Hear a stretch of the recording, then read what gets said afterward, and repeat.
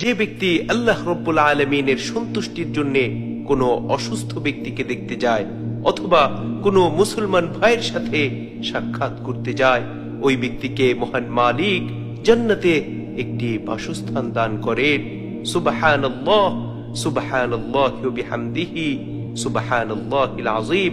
এ সম্পর্কে জামিআ তিরমিজির 2008 নম্বর হাদিস আল্লাহর রাসূল সাল্লাল্লাহু আলাইহি ওয়াসাল্লামের অত্যন্ত প্রসিদ্ধ সাহাবী হযরত আবু হুরায়রা রাদিয়াল্লাহু আনহু বলেন, রাসূল আকরাম সাল্লাল্লাহু আলাইহি ওয়াসাল্লাম ইরশাদ করেছেন, মান আদা মারিদান আও যারা আখাল্লাহু ফিল্লাহ, যে ব্যক্তি আল্লাহ তাবারক ওয়া তাআলার সন্তুষ্টি হাসিলের আশায় কোনো অসুস্থ লোককে দেখতে যায় অথবা নিজের ভাইয়ের সাথে সাক্ষাৎ করতে যায়, নাদাহু মুনাদিন আন তিবতা ওয়া তাবা মামশাকা ওয়া তাবাওয়াতা মিনাল জান্নাতি মানজিলান, তখন একজন ঘোষক ফেরেশতা তাকে ডেকে বলতে থাকে, কল্যাণময় হোক তোমার জীবন, কল্যাণময় তোমার এই পথ চলা, তুমি তো জান্নাতের মধ্যে একটি বাসস্থান নির্দিষ্ট করে নিলে।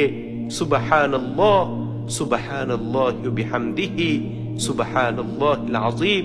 আল্লাহ রব্বুল আলামিনের সন্তুষ্টির আশায় কোনো অসুস্থ ব্যক্তিকে দেখতে গেলেও মহান মালিক তার জন্য কত বড় ফজিলতের ঘোষণা দিয়েছেন। সুবহানাল্লাহ, সুবহানাল্লাহি ওয়া বিহামদিহি, সুবহানাল্লাহিল আযীম। এজন্য আমাদের প্রত্যেকের উচিত হচ্ছে আল্লাহ তাবারক ওয়া তাআলার সন্তুষ্টির আশায় বেশি বেশি অসুস্থ ব্যক্তিকে দেখতে যাওয়া এবং বেশি বেশি মুসলমান ভাইদের সাথে সাক্ষাৎ করা।